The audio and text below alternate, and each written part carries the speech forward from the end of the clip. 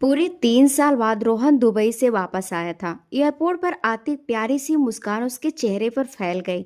उसे अपने दिल को यह समझाने में 3 साल लग गए थे, इसलिए बिना बताए ही वह वापस इंडिया आया था। वह सबको सरप्राइज करना चाहता था और देखना चाहता था कि वैष्णवी उसे अपने सामने देखकर कैसे रिएक्ट करती है।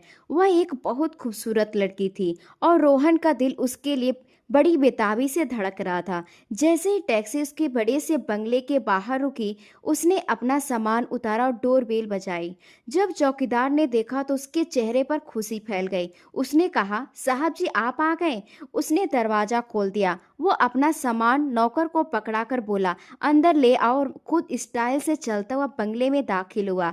जैसे वह लाउंज में आया, सबसे पहले उसकी नज़र उसकी माँ शालिनी जी पर पड़ी, जो लाउंज में खड़ी नौकरानी से रात के खाने के बारे में बात कर रही थी। लेकिन जैसे ही रोहन को देखा तो हैरान रह गई। फौरन सोफे से उठकर तेजी से चलती उसके पास आई और कहने लगी, रोहन तुम आ गए, तुमने खबर तक नहीं दी। यह कहते उन्होंने रोहन को अपने सीने से लगा लिया। उनकी आंखों से आंसू बह निकले। उनका बेटा 3 साल पहले लड़कर घर छोड़कर गया था और उसे पीछे मुड़कर भी देखा नहीं था। फोन पर भी बहुत कम बात करता था। आज उसे सामने देखा तो अब बेताब हो गई थी। कुछ ही देर में मोहित भी अपने कमरे से बाहर निकला।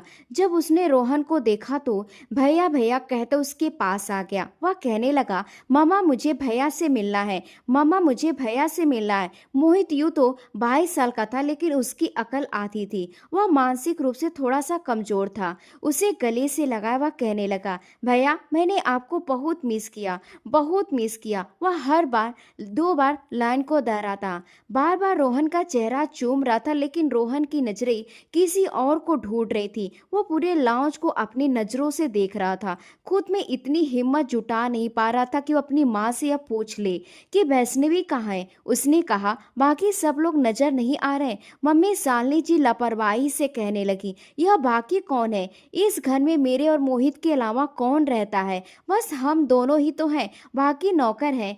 क्या तुम नौकरों से भी मिलोगे? साली जी की बात सुनकर कुछ परेशान सा हुआ था, लेकिन इससे पहले कि वह बैसने के बारे में पूछता, शब्द मुंह से ही कहीं दबकर रह गए थे। उसने कहा, मैं बहुत थक गया हूँ, थोड़ी देर आराम करूंगा। साली जी ने कहा, अच्छा यह बताओ खाने में क्या खाओगे? वह कहने लगा, मम्मा आप जो बना देंगी खा लूंगा। 3 साल से घर के खाने के लिए तरसा हुआ हूँ। सालिनी जी ने कहा, आज मैं खुद जाकर किचन में तुम्हारे लिए खाना बनाती हूँ, तुम फ्रेश हो जाओ। जैसे वह कमरे में आया, पूरा कमरा साफ सुथरा था। कमरे में कोई नहीं था, लेकिन शावर की आवाज आ रही थी। इसका मतलब वॉशरूम में थी, नहा रही थी, क्योंकि उसके कपड़े बेड पर पड़े हुए थे। एक अजीब सी ख्याल ने रोहन को मुस्कुराने पर मजबूर किया था। वह वहीं खड़ा था। कुछ देर बाद ही शावर बंद हुआ और वॉशरूम का दरवाजा खुला, लेकिन सामने वैष्णवी को टॉवल गाउन में देखकर आंखें झपकाना भूल गया था। और वैष्णवी के तो जैसे होश ही उड़ गए थे। उसने तौलिया कुछ यूं बांध रखा था कि उसके कंधे खुले हुए थे और घुटनों से नीचे उसकी टांगें दिख रही थी, लेकिन सामने रोहन को देखकर उसके हाथ से तौलिया छूटने ही वाला था। वैष्णवी ने अपनी आंखों पर यकीन नहीं आ रहा था और उसे यह समझ नहीं आ रहा था कि वह इस सिचुएशन को कैसे संभाले। रोहन वैष्णवी की गोरी रंगत और उसके इस तरह खुले बदन को देखकर पागल होने लगा था। वो एक एक कदम बढ़ाकर उसके करीब आया, लेकिन वैष्णवी बुरी तरह से घबरा गई थी। वो कहने लगी, आप यहाँ? रोहन ने कहा, हाँ मैं। क्यों, क्या हुआ? वह बोली, आप ऐसे कमरे में आ सकते हैं? रोहन ने जवाब दिया, दरवाजा खोलकर, यह मेरा ही कमरा है, मैं अपने कमरे में क्यों नहीं आ सकता? वह बड़ी मुश्किल से अपना तौलिया संभालने हुए थी। उसने कहा, प्लीज आप बाहर जाइए, मुझे कपड़े बदलने हैं। रोहन कहने लगा, तो मेरे सामने बदलो, मैं थक कर आया हूँ, मेरे बाहर जाने का बिल्कुल भी मन नहीं है। वैसे भी तुम मेरी बेबी हो। यह सुनकर वैष्णवी को जैसे आग लग गई थी। उसका हर जख्म ताजा हो गया था। वह बोली, प्लीज बाहर जाइए, लेकिन रोहन का बाहर जाने का कोई इरादा नहीं था। वैष्णवी ने एक हाथ से अपना तौलिया पकड़ रखा और जैसे दूसरे हाथ से बेड से अपने कपड़े उठाने लगी, रोहन ने उसकी कलाई पकड़ ली और रोहन का दूसरा हाथ उसके तौलिए पर था।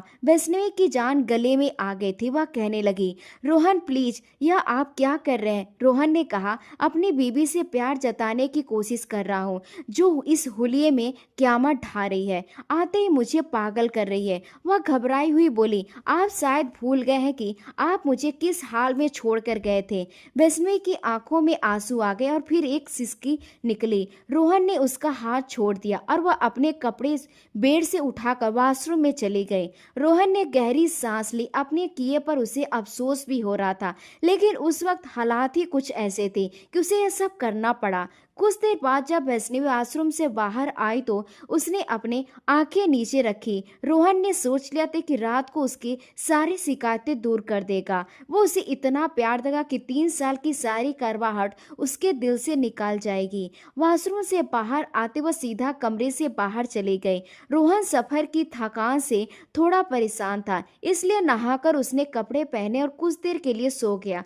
रात को डिनर पर ही बाहर आया। उसने देखा कि टेबल पर अलग अलग तरह के पकवान से भरा हुआ था और मोहित और शालिनी भी टेबल पर बैठे थे। वह बोले, आओ, हम तुम्हारा इंतजार कर रहे थे। मोहित ने कहा, मैं बिरयानी खाऊंगा। शालिनी जी ने कहा, ठीक है, मैं तुम्हें देती हूँ। मोहित की बिरयानी से भरी प्लेट दी। रोहन ने अपनी प्लेट में थोड़ी सी बिरयानी डाली, साथ में इधर उधर देखने लगा और पूछा, वैसू कहाँ है? वह खाना नहीं खाएगी?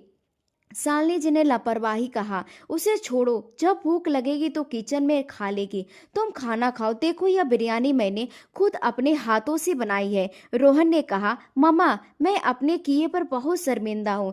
मैं जो कुछ यहाँ करके गया था उसके मुझे अफसोस है, लेकिन आपके सामने जो कुछ हुआ था उस सिचुएशन के हिसाब से मेरा रवैया गलत नहीं था। शालिनी जी ने जो भी बात खत्म करते हुए, पुरानी बात हो गई है, इसे बार बार क्यों दोहरा रहे हो? तुम खाना खाओ, हम तो इस बात को भूल भी गए हैं। जो कुछ हुआ मैं मानती हूँ तुम्हारे साथ भी नाइंसाफी हुई है, लेकिन अब जैसा तुम चाहोगे वैसा ही होगा। अगर तुम यह रिश्ता नहीं निभाना चाहते तो छोड़ो इस शादी को। वैष्णवी की फिक्र मत करो, वह एक कोने में पड़ी रहेगी। अगर तुम दूसरी शादी करना चाहते हो तो कर सकते हो, मुझे कोई प्रॉब्लम नहीं है। बस बेटा, तुम अब वापस विदेश नहीं जाओगे। मैंने अपनी गलती की सजा 3 साल काटी है और अब मैं समझ गई हूँ कि कभी भी बच्चे की मर्जी के खिलाफ नहीं जाना चाहिए। शालिनी जी ने अपने आंसू पल्लू के कोने से पूछे। रोहन और भी ज्यादा शर्मिंदा हुआ। वह कहने लगा, मम्मी, ऐसी कोई बात नहीं है,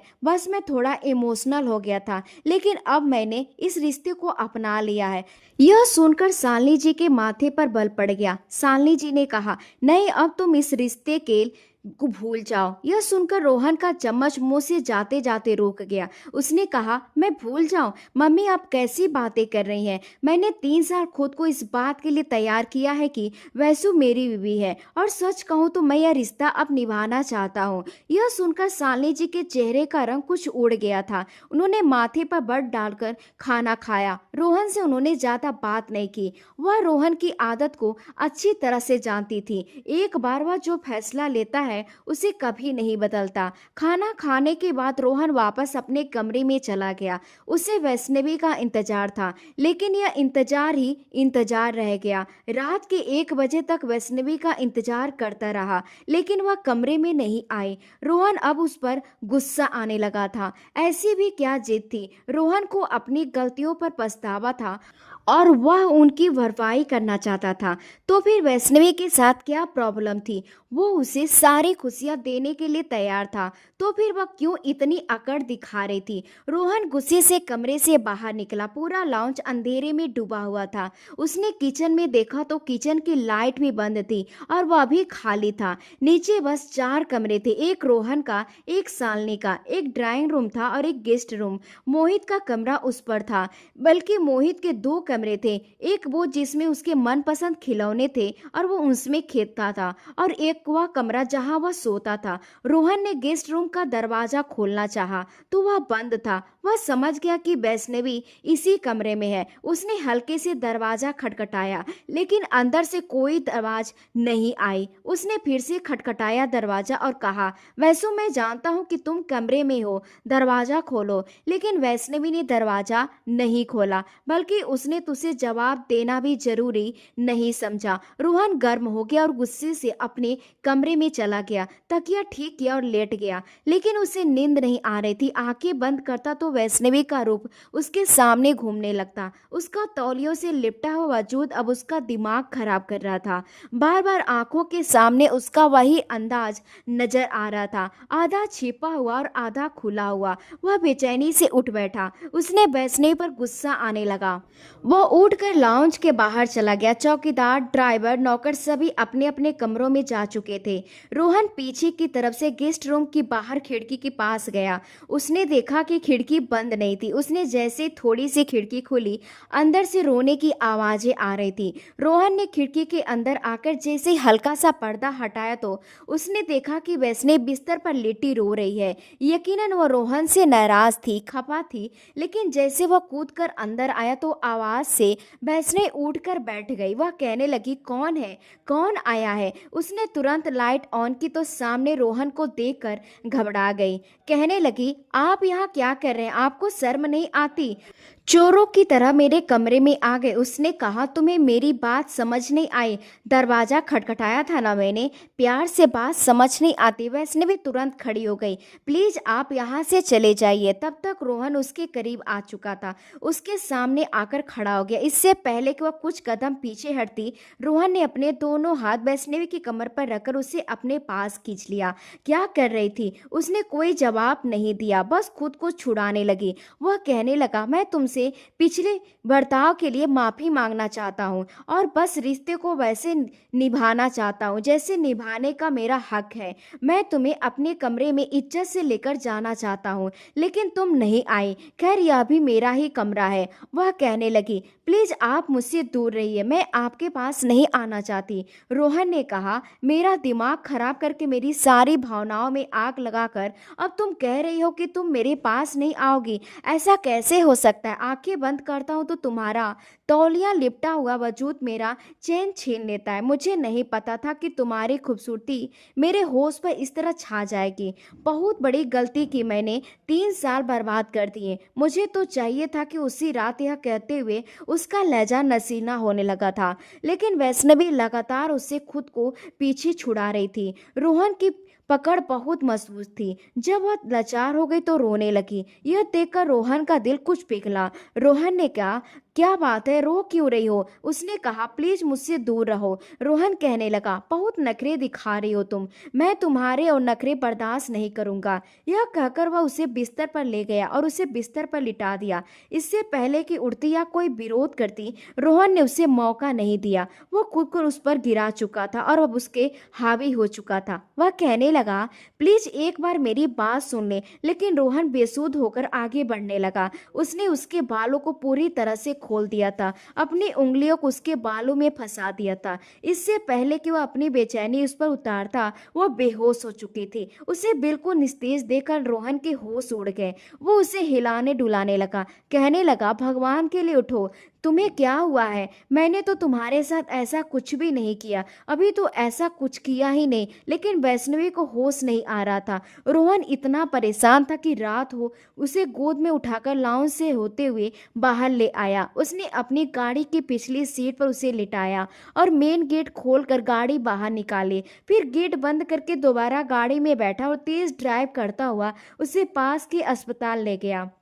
उसने लेडी डॉक्टर से कहा, पता नहीं मेरे बीबी को क्या हो गया है, बेहोश हो गई है। डॉक्टर ने उसे अजीब नजरों से देखा और कहा, आप इसे फोल्डिंग बेड पर लेटा दीजिए। उसने बेड पर लेटा दिया। डॉक्टर ने कहा, आप बाहर जा सकते हैं।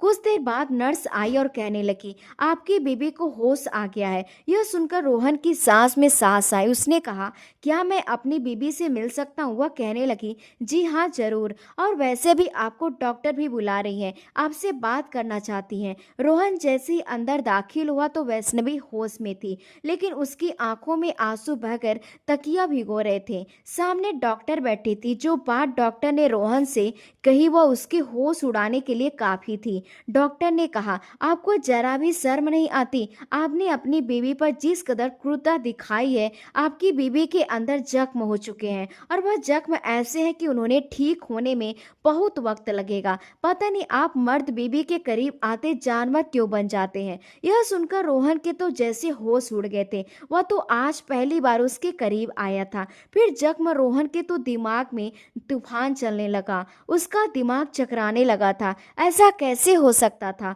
वह तो इन 3 सालों में वैष्णवी से बेपनाह प्यार करने लगा था। उसे अपनी गई हर गलती का एहसास भी हो गया था।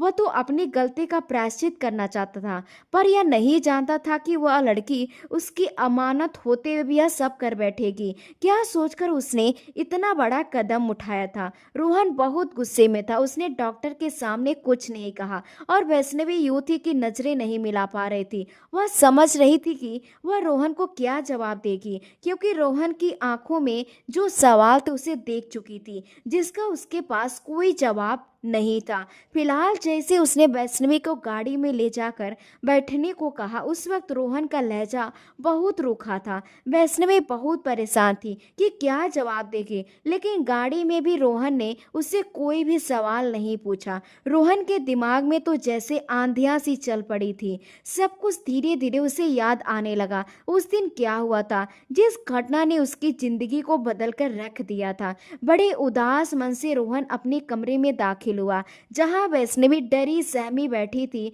उस वक्त रोहन की आंखों में जैसे खून उतरा हुआ था। वह सोच भी नहीं सकता था कि उसके साथ ऐसा भी हो सकता है। वह गुस्से से कमरे से दाखिल हुआ, कमरे का दरवाजा जोर से बंद किया, इतनी जोर की वैष्णवी कांप कर रह गई। वह कहने लगी, क्या तुम समझती हो मैं तुम्हारा घूंघट उठाऊंगा, तुम्हारी तारीफ में जमीन आसमान एक कर दूंगा, या फिर तुम्हें अपनी मोहब्बत से नवाज दूंगा? तुम एक अनचाही दुल्हन बनकर मेरे घर पर आ गई हो। तुम मेरे लिए बिल्कुल भी अहमियत नहीं रखती। मैं तुम्हारी शक्ल भी देखना पसंद नहीं करता। तुम्हारे साथ बैठकर बात करना तो बहुत दूर की बात है। रोहन का बस चलता तो वह उसे नाजुक सी लड़की का बुरा हाल कर देता। वह तो वहां एक शादी में शामिल होने गया था। उसे क्या पता था कि किसी और की होने वाली बीबी उसकी बीबी बन जाएगी। वह तो अपनी माँ के साथ एक शादी में शामिल होने गया था। शालिनी जी की सहेली की बेटी की शादी थी और उस वक्त रोहन को दुबई से आए हुए कुछ ही महीने हुए थे और उसे वापस फिर दुबई भी जाना था। लेकिन शालिनी जी उसे अपनी सहेली की बेटी की शादी पर ले गए। एक पिछड़ा सा लड़का था, जहां एक छोटे से घर के सामने ही तंबू लगा हुआ था और मेहमानों को बिठाया गया था। रोहन तो इस घर शादियों में आने की आदी ही नहीं था। हमेशा अमीर लोगों के साथ ही उसका उठना बैठना होता था। अपनी माँ के जोर देने पर वह वहां आया था, इसलिए कुर्सी पर जाकर बैठ गया। दिलचस्पी के लायक वहां उसके लिए कुछ भी नहीं था, इसलिए वह अपने मोबाइल पर टेक्स्ट मैसेज करने लगा। शादी के बारे में अभी उसे कुछ भी नहीं सोचा था। कुछ देर बाद ही दुल्हन को स्टेज पर लाया गया। पहली नज़र जब रोहन की वैष्णवी पर पड़ी तो उसे मन ही मन उसकी खूबसूरती को देखकर तारीफ किए बिना नहीं रह पाया था। यही सोच रहा था कि उसका होने वाला पति तो बड़ा खुश नसीब है, जिसे हीरे जैसी दुल्हन मिलने वाली है। बहुत अच्छी किस्मत है सुमीत की। उसने गहरी सांस ली और फिर दोबारा अपने मोबाइल में बिजी हो गया। लेकिन बारात का इंतजार ही रह गया। 11 बज चुके थे, लेकिन बारात अभी तक नहीं आई थी। वैष्णवी के पापा ने लड़के वालों को कई फोन किए थे, लेकिन वे लोग फोन ही नहीं उठा रहे थे। आखिरकार उसके पापा खुद लड़कों वालों के घर गए, लेकिन जब वापस आए तो रो रहे थे और अपना सीना पीट रहे थे कि मेरी बेटी की जिंदगी को दांव लगाकर वह शख्स ना जाने कहां भाग गया। पता नहीं लोग अपने बेटों की शादियां करते हुए उनकी रजामंदी क्यों नहीं पूछते। अगर उस लड़के का किसी और लड़की के साथ चक्कर था तो फिर मेरी बेटी के साथ रिश्ता क्यों तय किया? मेरी बेटी को कौन इज्जत देगा? मेरे दहलीज पर अब दोबारा कोई कदम भी नहीं रखेगा। मेरी बेटी साफ होते हुए भी किसी के घर की इज्जत नहीं बन पाएगी। उन्हें रोता हुआ देखकर रोहन को भी बहुत दुख हुआ था और शालिनी जी की आंखों से आंसू बहने लगे थे। वह शायद पहली लड़की थी जो दुल्हन बनी बैठी फूट फूट कर रो रही थी। उसका बाप शायद पहला बाप था जो हॉल में मौजूद सभी लड़कों के पिताओं के सामने हाथ जोड़कर कह रहा था कि भगवान के लिए मेरी बेटी की शादी अपने बेटे से कर दो, उसे अपनी इज्जत बना लो। अगर आज इसकी शादी नहीं हुई तो कभी नहीं होगी। मेरी बेटी की इज्जत रख लो। कोई है जो मेरी बेटी की इज्जत रख ले। उसे यूं रोता बिलखता देखकर रोहन को भी कुछ हुआ था, लेकिन शालिनी जी जो यह बर्दाश्त नहीं कर पाई और उन्होंने कहा कि हाँ, मेरा बेटा अपनाएगा आपकी बेटी को। आपके शादी की रस्में शुरू कीजिए। यह सुनकर रोहन का हैरानी से बुरा हाल था।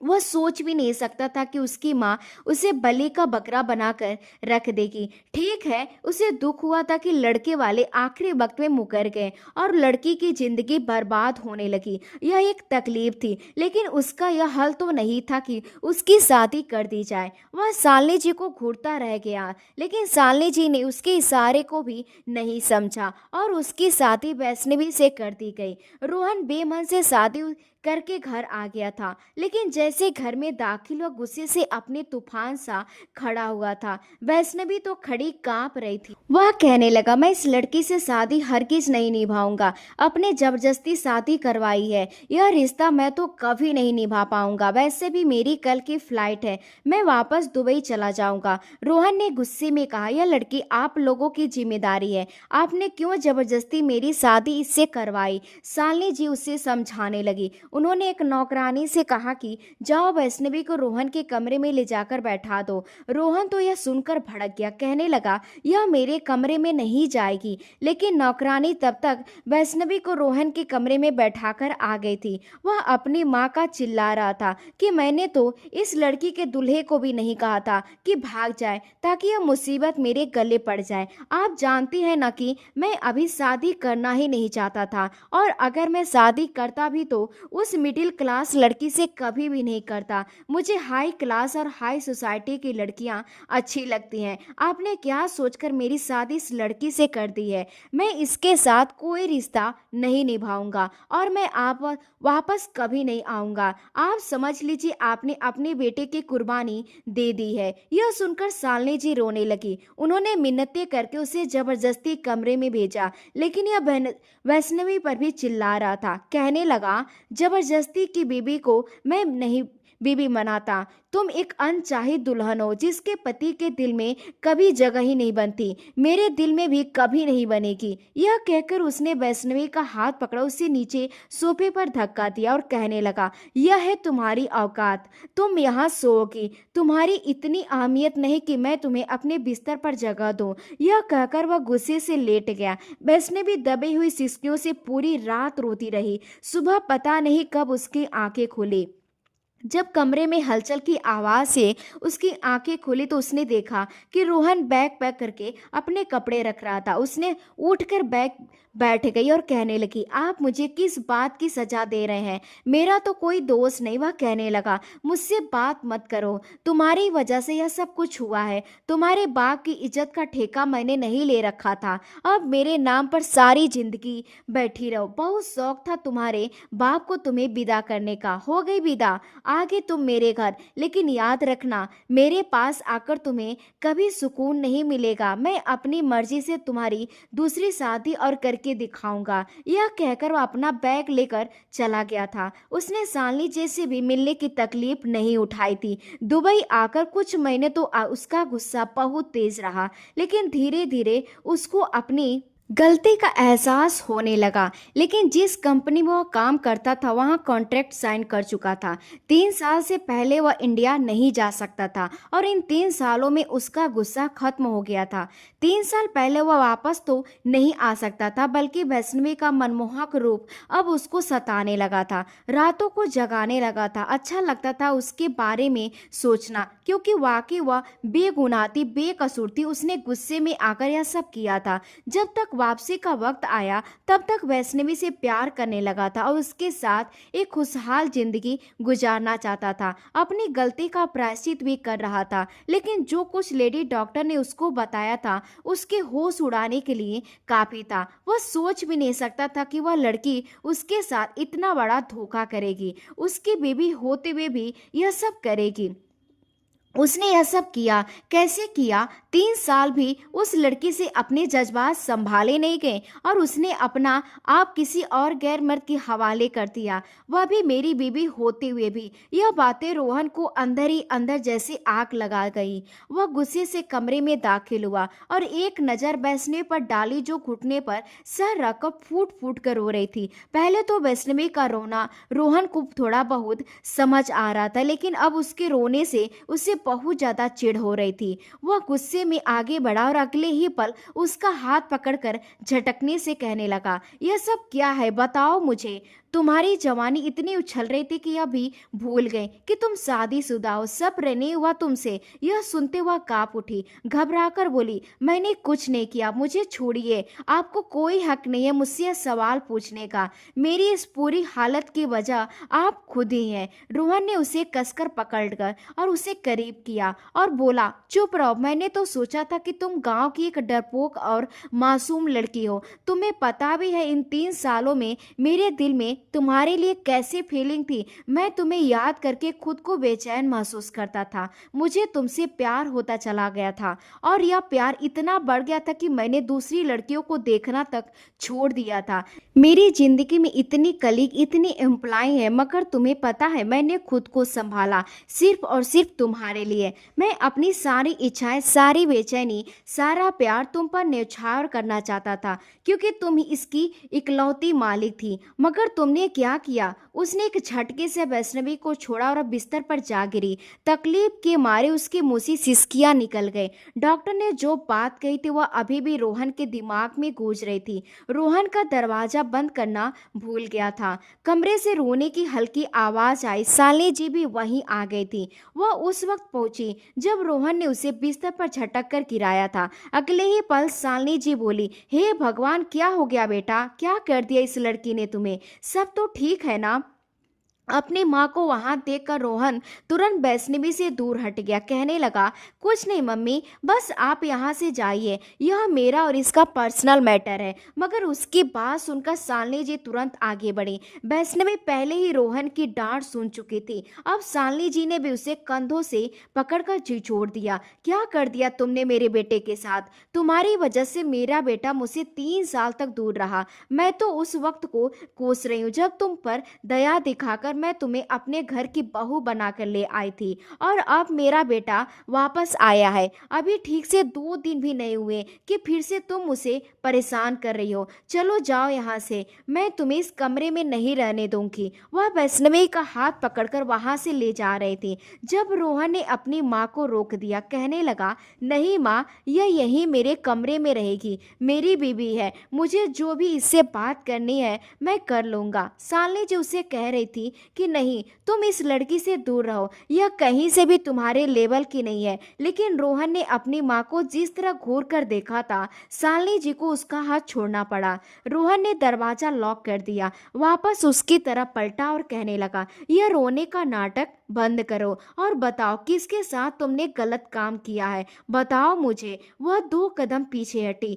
आंसू साफ करते हुए कहने लगी, मैं कुछ नहीं जानती, मुझे बस इतना पता है कि मेरे साथ जो कुछ हुआ उसकी वजह सिर्फ और सिर्फ आप हैं। वैष्णवी ने कहा, अगर आप मुझे नई नवेली दुल्हन को छोड़कर ना जाते तो मेरे साथ यह सब कुछ ना होता। रोहन उसकी बात का मतलब नहीं समझ रहा था, बल्कि वह उल्टा यह समझ रहा था कि शायद यह लड़की सचमुच अपनी इच्छाओं से बेकाबू होकर किसी के साथ गलत कर बैठी है, और यही शक और गुस्सा उसके दिमाग पर हावी होना गलत साबित होने लगा। लेकिन जिस कंपनी में वह काम करता था वहाँ कॉन्ट्रैक्ट साइन कर चुका था। 3 साल पहले वह गया था। उसके दिल में वैष्णवी के लिए नफरत की भावना उमड़ने लगी। वह गुस्से से कहने लगा, बहुत शौक था तुम्हें अपने पति की अमानत में ख्याल ख्यालत करने का, पति की गैर मौजूदगी में अपने आशिकों के साथ वक्त गुजारने का। अब मैं तुम्हें बताऊंगा रोहन बदला कैसे लेता है। उसने अपनी शर्ट के बटन खोलने शुरू कर दिए।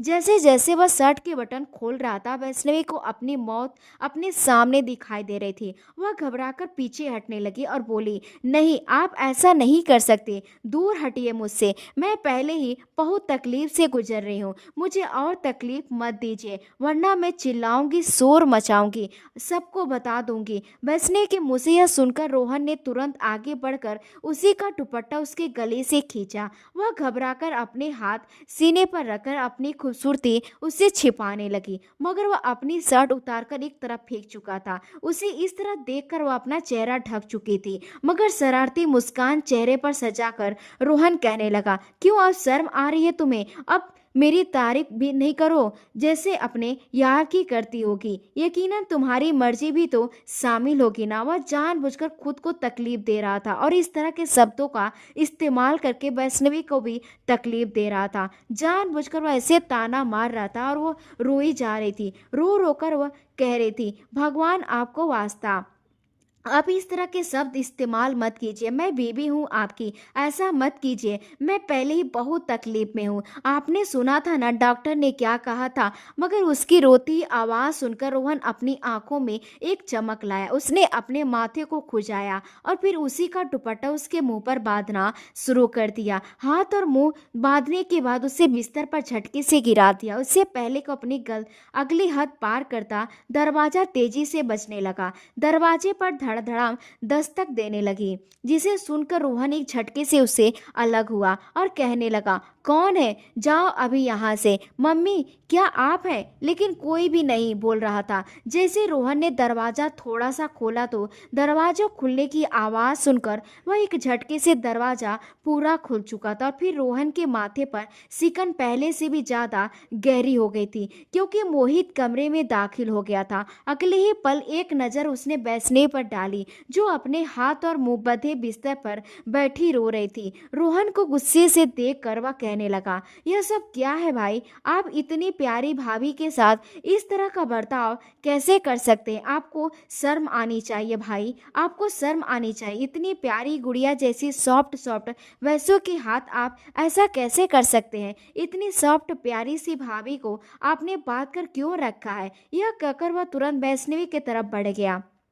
वैष्णवी ने जैसे अपनी तरफ बढ़ते हुए मोहित को देखा तो तुरंत बिस्तर पर चढ़ते हुए दूसरे किनारे की तरफ सरक गई। घुटनों के चारों तरफ अपनी बाहें लपेटे वह सहम रही थी, जो कि रोहन को थोड़ा अजीब भी लगा। मगर उस वक्त उसे मोहित पर भी गुस्सा आने लगा। वह कहने लगा, मोहित, तमीज नहीं है क्या तुम्हें? क्या माँ ने तुम्हें यह सब सिखाया नहीं कि यूँ किसी के कमरे में नहीं जाते? वो तुरंत कहने लगा, यह किसी का कमरा नहीं, मेरी वैसू का कमरा है, समझे आप चले जाइए यहाँ से। आपने क्यों बांध रखा है इसको? हाँ, क्यों बांधा है? वह खुद आगे बढ़कर वैष्णवी को खोलना चाहा था, लेकिन वैष्णवी लगातार खुद को उससे दूर कर रही थी। रोहन अगले ही पल आगे बढ़ा। हाथ से पकड़कर उसने अपने कमरे से मोहित को बाहर निकाला। मोहित कमरे के बाहर गिर चुका था। गुस्से से रोहन कहने लगा, दोबारा मेरे कमरे में भटकते हुए भी दिखाई मत देना, समझे तुम? दफा हो जाओ यहाँ से। अजीब तमाशा, यह दरवाजा जोर से बंद कर चुका था।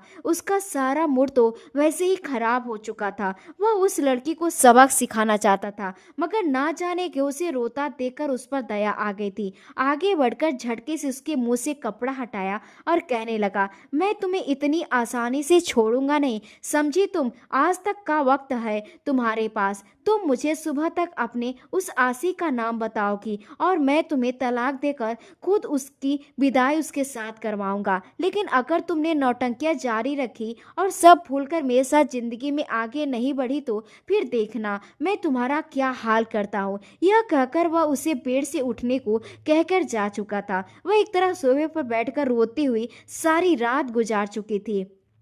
कैसे बताती, किन शब्दों में बताती? आंसू थे जो उसकी आंखों से लगातार बह रहे थे। वह रोते हुए सोफे पर ही आधे लेटे सो गई। अगली सुबह जब रोहन की आंखें खुली तो वह गहरी नींद में सो रही थी। वैष्णवी को देखकर उसके माथे पर बल पड़ गए थे। कितनी मासूम दिखती है, मगर अंदर से उतनी ही बेकाबू लड़की है। कौन जानता था कि इस मासूम चेहरे के पीछे कैसी लड़की मौजूद है। कुछ समय के लिए अपने पति का इंतजार तक नहीं कर पाई थी। यह कहकर वह सीधा वॉशरूम में गया था। आज वक्त से पहले उसकी आंखें खुल गई थी। शायद वह सारी रात ही सोया नहीं था। फ्रेश होने के बाद वह कमरे से बाहर निकला। अभी तक शालिनी जी सो रही थी, मगर किचन में खटपट की आवाज सुनकर उसके कान खड़े हो गए थे। वह बाहर जॉगिंग के लिए जा रहा था। आवाज सुनकर रुका। धीरे धीरे बिना आवाज के किचन की तरफ आने लगा। वह दीवार की ओट लिए थोड़ी दूरी पर खड़ा था जब अंदर से नौकरानी की आवाज आ रही थी। अरे छोटे साहब, यह क्या कर रहे हैं आप? अगर बीबी जी ने देख लिया तो आपको कुछ नहीं करेंगी, लेकिन मुझे बहुत मारेंगी, वह भी मुर्गा बनाकर। नौकरानी भी हंसकर उससे बातें कर रही थी। लेकिन तभी जो आवाज किचन में गूंजी, रोहन के तो होश ही ठिकाने आ चुके थे। थोड़ी बहुत जो नींद आंखों में थी वह सारी छू मंतर हो चुकी थी। रोहन सास भी यह सोच पर नहीं चुका था कि कहीं अगले शब्द सुनने से रह ना जाए। मोहित कहने लगा, अरे कुछ नहीं होता, कोई तुम्हें कुछ नहीं कहता, समझी? कोई तुम्हें कुछ नहीं कहेगा, मैं हूं ना, बस मेरी बात मानती जा, बदले में जो कहेगी मैं करता जाऊंगा। मोहित की आवाज कांप रही थी। उसका लहजा नशीला था। ऐसे लग रहा था जैसे वह किसी मधोसी में डूबा हुआ या फिर नशे में है। थोड़ा सा आगे बढ़कर जब रोहन ने अंदर का नजारा देखा तो उसे अपनी आंखों पर यकीन नहीं हुआ था। नौकरानी, उसकी उम्र 25 या 26 साल थी, उस वक्त नाश्ता बना रही थी और वहीं मोहित उसे अपनी बाहों में भरे अपना सर उसके कंधे पर रखे हुए बातें कर रहा था। रोहन फौरन वहां से पीछे हट गया। मोहित इस तरह की हरकतें, वह तो 21-22 साल का होकर भी उसका दिमाग बच्चों जैसा था। फिर यह सब कुछ कैसे? शायद रोहन यह भूल चुका था कि भले ही उसका दिमाग ठीक नहीं था, लेकिन वह शारीरिक तौर पर पूरी तरह जवान हो चुका था। उसके अंदर भी वही इच्छाएं थी जो इस उम्र के लड़कों की होती है। बस सही गलत की पहचान उसमें नहीं आई थी। इसलिए जो कुछ वह फिल्मों और टीवी ड्रामों में देखता था वही सब कुछ यहाँ पर वह कर रहा था। और वह नौकरानी भी उसका खूब फायदा उठा रही थी। कहने लगी, रोहन बाबू, आपको पता है मुझे ना 5,000 रुपये चाहिए। मोहित जल्दी से उसे करीब और खींच कर कहने लगा, हाँ वैसे भी बहुत से नोट मम्मी के पर्स में है। मम्मी के पास तो बहुत ज्यादा पैसे है, उनका पर्स तो हर वक्त पैसों से भरा होता है। और वह तो और रोहन भाई के पास भी मैंने ऐसे बहुत पैसे देखे हैं। अगले पल वह नौकरानी खिलखिलाकर हंसी। कहने लगी, मेरे राजा दुलारे मोहित बाबू, आपको पता है अगर आप मुझे वह नोट लाकर देंगे तो मैं आपको बहुत कुछ ऐसा तोहफा दूंगी, आप सोच भी नहीं सकते, आपको कितना अच्छा लगेगा। मोहित तुरंत कहने लगा, सच? अगर मैं तुम्हें वह नोट लाकर दूं तो तुम मुझे अच्छे अच्छे तोहफे दोगी? जो मैं कहूँगा वो करोगी? प्लीज तुम मेरे कमरे में आया करो ना, मैं तुम्हारे साथ ढेर सारी बातें करना चाहता हूँ और तुम्हें बहुत ज्यादा प्यार भी करना चाहता हूँ, जैसे फिल्म में हीरो अपनी हीरोइन से करता है। यह सुनकर तो रोहन के होश उड़ गए थे। वह सोच भी नहीं सकता था कि मोहित इस तरह की हरकत भी कर सकता है। अगले ही पल वह किचन में दाखिल हुआ तो मोहित तुरंत उस नौकरानी से अलग हुआ। नौकरानी भी घबराते हुए तुरंत अपने कपड़े ठीक करने लगी, मगर एक जोरदार थप्पड़ रोहन ने उसके मुंह पर मार दिया था। नौकरानी से कहने लगा, बेशर्म औरत, शर्म नहीं आती? 2 बच्चों की माँ हो तुम और इस तरह की हरकतें करती फिर रही हो। मुझे तो बिल्कुल भी अंदाजा नहीं था कि तुम ऐसी भी निकल सकती हो। माँ ने तुम पर कितना यकीन करके तुम इस घर में नौकरी पर रखा हुआ था और तुम इस घर के लड़कों पर इस तरह के डोरे डाल रही हो, इनसे पैसे ऐंठ रही हो। इससे पहले कि कितने पैसे ऐंठ चुकी हो। और यह सब कुछ क्या था? मोहित मोहित घबराकर तुरंत दीवार से जाकर चिपक गया था। दोनों हाथों में अपना चेहरा छुपाकर कहने लगा, भाई मुझे मत डांटो, मैंने कुछ नहीं किया, मैं तो आपका छोटा भाई हूं ना, मैं तो बस ऐसे ही यह सब कुछ देख रहा था। मैंने सच में कुछ नहीं किया। नौकरानी भी रोने लगी। चोरी पकड़ी जाने पर तुरंत दोनों हाथ जोड़कर फूट फूट कर रोते हुए रोहन के कदमों में गिर गए और रोकर कहने लगी, माफ कर दीजिए बड़े साहब, मैंने कुछ नहीं किया। अब आप ही बताइए, आप मालिक लोग हैं, अगर मुझ में जैसी गरीब को पैसे की जरूरत हो फिर मैं कहाँ जाऊंगी। और तो मोहित बाबू हैं जिन्होंने मुझे यह सब कुछ करने पर मजबूर किया। मैं तो इन्हें पागल समझती थी, मगर यह तो मुझे अक्सर इस तरह की हरकतें करके पैसे दे दिया करते हैं और मैं चुपचाप ले लिया करती हूँ। रोहन ने बड़ी मुश्किल से अपना गुस्सा कंट्रोल कर रखा था, वरना उसका दिल यही कर रहा था कि इस औरत का मुंह तोड़ दे। रोहन ने कहा, दफा हो जाओ यहाँ से और दोबारा मुझे इस घर में दिखाई मत देना। वह तुरंत वहां से भाग निकली थी। रोहन का रुख अब मोहित की तरफ था, जो बिल्कुल ही दीवार में छुप गया था। जैसे रोहन ने उसे कुछ कहना चाहा, अगले ही पल वो चीख चीख कर रोने लगा, रो रो कर कहने लगा, मम्मा मम्मा प्लीज मुझे बचाओ, देखिए मुझे रोहन भाई मार रहे हैं, मम्मा प्लीज आइए, रोहन भाई मुझे मार देंगे, मेरी जान ले लेंगे, मैं कुछ नहीं किया, इनको बताइए ना। वो लगातार रोए जा रहा था। साली जी भी बेटे की रोने की आवाज़ सुनकर उठकर आ गई थी। जब उन्होंने रोहन को उसे डांटते देखा तो तुरंत मोहित को अपने सीने से लगा लिया।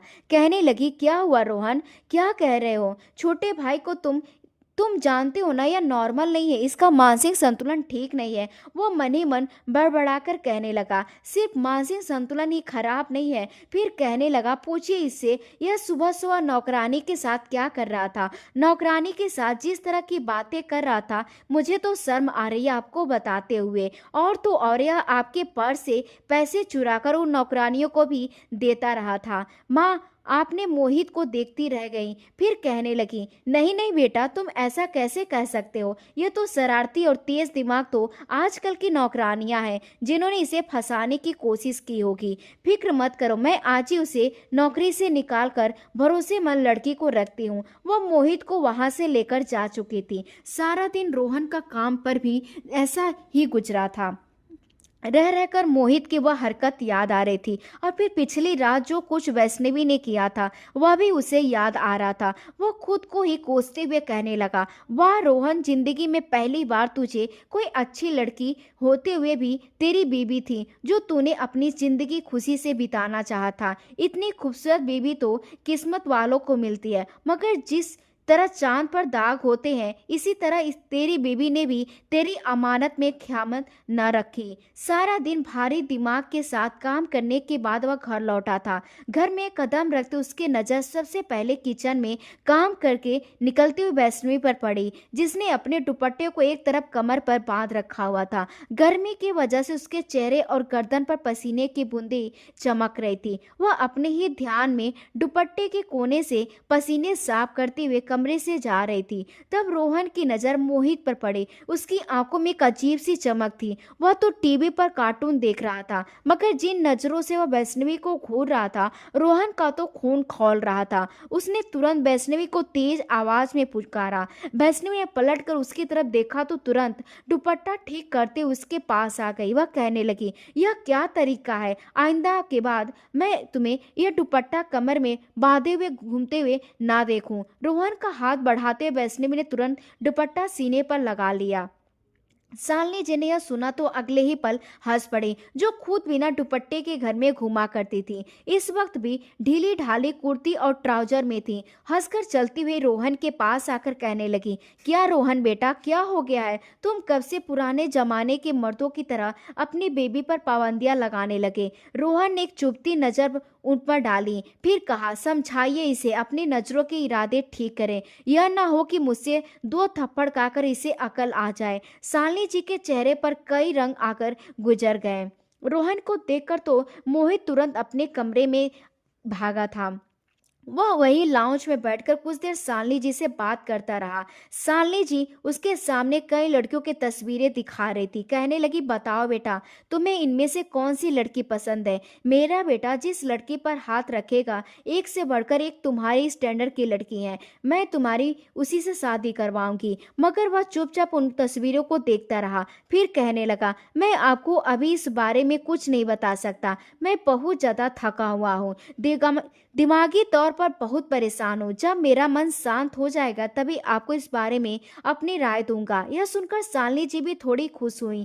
कहने लगी, अच्छा, इसका मतलब इस लड़की से सचमुच तुम्हारा भी जी भर गया है। अच्छा ही है, इस लड़की को अपनी जिंदगी से हटाओ। वैसे भी इसकी तुम्हारी जिंदगी में होना या ना होना कोई मायने नहीं रखता। अब वह अपनी माँ की बात सुनकर बाद सीधा कमरे में आया था। कमरे में प्रवेश किया तो सामने तैयार होकर अपने बाल बांधे वैष्णवी खड़ी थी। वैष्णवी को देखकर उसने अलमारी से अपने कपड़े निकाले। वह भी तैयार होकर बाहर आया। इससे पहले वैष्णवी एक बार फिर किचन में जाती, रोहन ने आवाज देकर उसे वहीं रोक दिया। कहने लगा, मैंने तुम्हें क्या कहा? क्या तुम्हें सुनाई नहीं देता? वैष्णवी डरते हुए कहने लगी, क्या? मैंने तो कुछ नहीं सुना। वह दोनों हाथ सीने पर बांध कर कहने लगा, मैंने तुम्हें कहा था ना, तुम मुझे अपने बॉयफ्रेंड का नाम बताओगी जिसने मेरी गैर हाजिरी में तुम्हें खुशी दी है। उसने तुरंत नजरें फेर ली, फिर कहने लगी, मैं बार बार आपको कह रही हूँ कि मेरे साथ इस तरीके से बात मत कीजिए। उतना ही बोलिए जितना बाद में आप हजम भी कर सके। जो सवाल आप मुझसे पूछ रही, यही सवाल अगर आज जाकर अपनी माँ से करेंगे तो आज ज़्यादा अच्छा होगा, क्योंकि आपकी माँ की इन सवालों का जवाब सबसे अच्छा जवाब दे सकती हैं आपको। ठीक है? यह कहकर वैष्णवी वहाँ से चली गई थी और रोहन सोच में पड़ गया था कि आखिर इस बारे में अपनी माँ से कैसे पूछे। उसने घुमा फिराकर अपनी माँ से पूछा कि इन 3 सालों में वैष्णवी कितनी बार अपने पेरेंट्स के घर गई। जवाब में शालिनी जी कहने लगी, कहाँ गई? उसे तो हमारी इस बड़े घर की ऐसी आदत पड़ गई। एसी में रहती है। बड़ी मुश्किल से इन 3 सालों में कोई 8 या 10 बार ही अपने पेरेंट्स के घर गई होगी। रोहन ने फिर पूछा, नहीं, मेरे आने से पहले यह पिछली बार कब गई थी? शालिनी जी ने फिर से मुंह में कुछ डालते हुए कहा, अरे इसे तो 5-6 महीने हो चुके हैं, यह अपने पेरेंट्स के घर गई नहीं है। यह सुनकर रोहन भी गहरी सोच में पड़ गए। सब मतलब वह जो भी यही था, लेकिन कौन था? रोहन के दिमाग में बहुत सी बातें बन रही थी, मगर वह इन सारी कड़ियों को आपस में मिलाने से पहले खुद ही शक में न सिर हिलाता देता। ऐसा नहीं हो सकता। वह बिना बताए समय से पहले घर आया था। धीरे से घर में दाखिल हुआ। आज उसकी इच्छा थी कि अपनी माँ को सरप्राइज दे। शायद वह किचन में थी। वह दबे कदमों से किचन के दरवाजे तक पहुंचा था कि अंदर से वैष्णवी के रोने की आवाज आने लगी। वैष्णवी शीशे से रो रही थी। उसकी आवाज सुनकर तो रोहन के कदम वहीं रुक गए। अगले ही पल वह आवाज गूंजी, कमीने, क्या बताया तूने रोहन को? बता मुझे, वो क्यों कल मुझसे सारी पूछताछ कर रहा था? तुझे मैंने कितनी बार कहा है कि रोहन के कमरे में मत जाया कर। कोई भी बहाना बना, कोई भी नाटक कर, लेकिन रोहन के कमरे में मत रहना। तेरे लिए रूम खाली करवाया, वहां क्यों नहीं रहती? क्या है तूने रोहन को जो मुझसे बार बार जांच के तरीके सवाल कर रहा था? रोते हुए बैसने की आवाज गूंजी, मैंने उनसे कुछ नहीं कहा। छोड़िए, मुझे दर्द हो रहा है। क्या पहले आपने मुझे कम तकलीफ दी है जो अब मेरी जान लेना चाहती हैं? वह अपनी गर्दन शालिनी जी से छुड़ा रही थी, लेकिन अगले ही पल शालिनी जी ने गर्मा गर्म चिमटा उठाकर उसके हाथ पर लगा दिया। शालिनी जी के इस हरकत पर वह दर्द से चिल्लाई थी। उसका चिल्लाना रोहन से बर्दाश्त नहीं हुआ। तुरंत किचन में घुस गया। कहने लगा, मम्मी यह क्या कर रही आप? जैसे बैसनी ने रोहन को देखा तो अगले ही पल शालिनी की पकड़ से खुद को छुड़ाकर वह तुरंत रोहन के पीछे आकर छिप गई। रोते हुए अपना हाथ सहलाती हुई रोहन से चिपक गई थी। शालिनी के तो चेहरे का रंग उड़ गया था। कहने लगी कि रोहन बेटा, तुम छोड़ो, कुछ नहीं, बस हम यह औरतों का मामला है। तुम यह बताओ इस लड़की को कैसे ठिकाने लगाना है, मैं यह सब देख लूंगी। रोहन कहने लगा, मम्मी आप यहाँ पर क्या बात कर रही हैं, मुझे बताइए। लेकिन शालिनी ने कहा, इसके दाल में नमक ज़्यादा ही कर दिया है। बस यही समझा रही थी कि मसाला कैसे डालते हैं। तुम छोड़ो इसे, इस पर ध्यान देने की ज़रूरत नहीं है। लेकिन वह अपना हाथ आगे बढ़ाकर अपने पीछे बैसने को छिपा चुका था। कहने लगा, माँ मैं सब कुछ सुन चुका हूँ। ऐसी कौन सी बात है, कौन सा राज है जो आप इसे छुपाने को कह रही थी? मुझे सच बताइए, आपको मेरी कसम। वैष्णवी बताओ मुझे, किसी से डरने की जरूरत नहीं है तुम्हें। एक एक शब्द मुझे बताओ। अभी के अभी, वरना मैं गर्मा गर्म खौलता हुआ पानी तुम्हारे ऊपर उड़ेल दूंगा। रोहन जिस तरीके से बोल रहा था, वैष्णवी तो सहम गई थी। तुरंत सच उगलने लगी। आज से 3 साल पहले जो कुछ हुआ था वह खुली किताब की तरह था। सब कुछ रोहन को बता रही थी। रोते हुए कहने लगी, आप मुझे छोड़कर जा चुके थे और मैं आपके कमरे में फूट फूट कर रो रही थी। यूं ही अधलेटी बैठी थी जब कमरे में एकदम से अंधेरा छा गया और फिर कमरे में किसी की मौजूदगी का एहसास हुआ। मुझे लगा शायद आप आ गए हैं, लेकिन मेरी यह गलतफहमी थी। कमरे में कोई आया था जिसने धीरे धीरे मेरे करीब आकर मेरे साथ कुछ कुछ गलत करना शुरू कर दिया। वैष्णव रोते हुए बता रही थी, उस रात मौका पाकर मोहित अपनी भाभी के कमरे में दाखिल हो गया था। उसने कुछ देर पहले अकेले कमरे में बैठकर एक फिल्म देखी थी जिसमें दूल्हा दुल्हन शादी के दिन जो कुछ कर रहे थे वह सब कुछ देख चुका था। खुद ही बैठकर सोचते हुए कहने लगा कि भाई तो नई दुल्हन को छोड़कर चले गए, अब भाभी के साथ मुझे यह सब कुछ करना पड़ेगा। यह कहकर वह सीधा अपनी भाभी के कमरे में गया था। कमरे में अंधेरा करके उसने जबरदस्ती उसके साथ गलत काम किया। पास में मोहित को लेटा देखकर वह चिल्ला चिल्ला कर रोहन की आवाज देने लगी।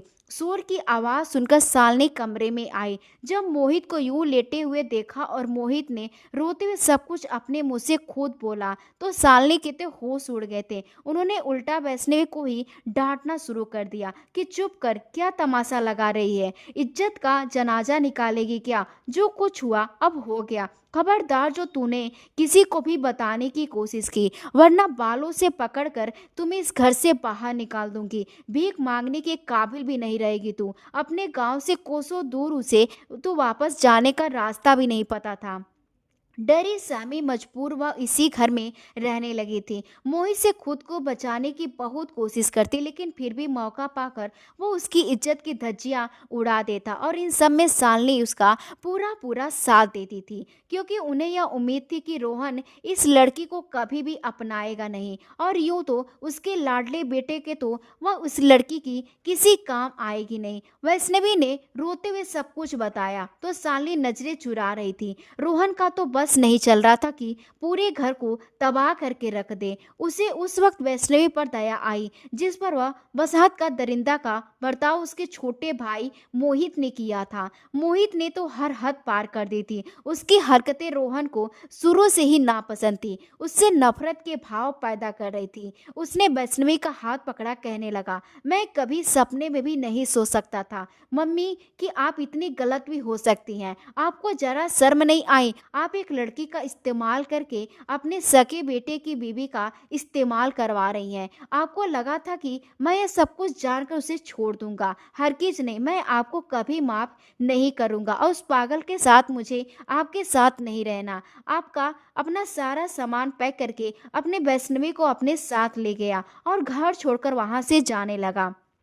साले रोते बेटे से माफ़ी मांग रही थी, मगर उसके लिए यह सब कुछ भूलना इतना आसान नहीं था। वह अपने फ्लैट में जा आया। कुछ दिन बाद उसने दोबारा दुबई के टिकट करवाए और अपने साथ वैष्णवी को लेकर हमेशा हमेशा के लिए दुबई शिफ्ट हो गया। कुछ दिन में दोनों एक दूसरे को समझने लगे थे। धीरे धीरे पिछले बातों को बुरा सपना मानकर वह आगे बढ़ने लगे। रोहन के दिल में उसकी वही जगह वापस लौट चुकी थी। वही वैष्णवी भी तमाम पिछले बातों को भुलाकर आगे बढ़ने लगी थी। उस शाम जब रोहन ऑफिस से घर आने लगा तो बड़े प्यार भरे अंदाज में उसने वैष्णवी को मैसेज किया कि मेरी प्यारी स्वीट वाइफ, आज लाल सूट में तैयार रहना। मैं आज रात तुम्हारे साथ मोहब्बत के पल गुजारना चाहता हूँ। यह सुनकर वह भी शर्मा गई। वह कहकर कॉल बंद कर चुकी थी कि जल्दी आइएगा, मैं भी बड़ी बेताबी से आपका इंतजार कर रही हूँ। यह सुनकर तो उसका बस ही नहीं चल रहा था कि वह उड़ता उस तक पहुँच जाए। रोहन ने जिस वक्त अपने घर में कदम रखा तो सामने उसकी बीवी वैष्णवी जिस कदर खुले अंदाज में उसका स्वागत करते हुए मिली थी, सारी थकावट उसको मिनटों में खत्म हो गई थी। आगे बढ़कर उसने अपनी बीवी को बाहों में भर लिया और अपना प्यार दिखाते हुए उसे अपने कमरे की तरफ ले जाने लगा। इसके बाद कमरे में उनकी प्यार भरी आवाज़ें गूंजकर माहौल को और ज़्यादा खूबसूरत बना दिया। दोस्तों, उम्मीद करती हूँ आपको हमारी कहानी पसंद आई होगी। कहानी पसंद आई है तो वीडियो को लाइक करें, चैनल पर नए हैं तो चैनल को सब्सक्राइब करें और हाँ, नोटिफिकेशन बेल को ज़रूर दबाएं ताकि अगली अपडेट सबसे पहले आपको मिले। धन्यवाद।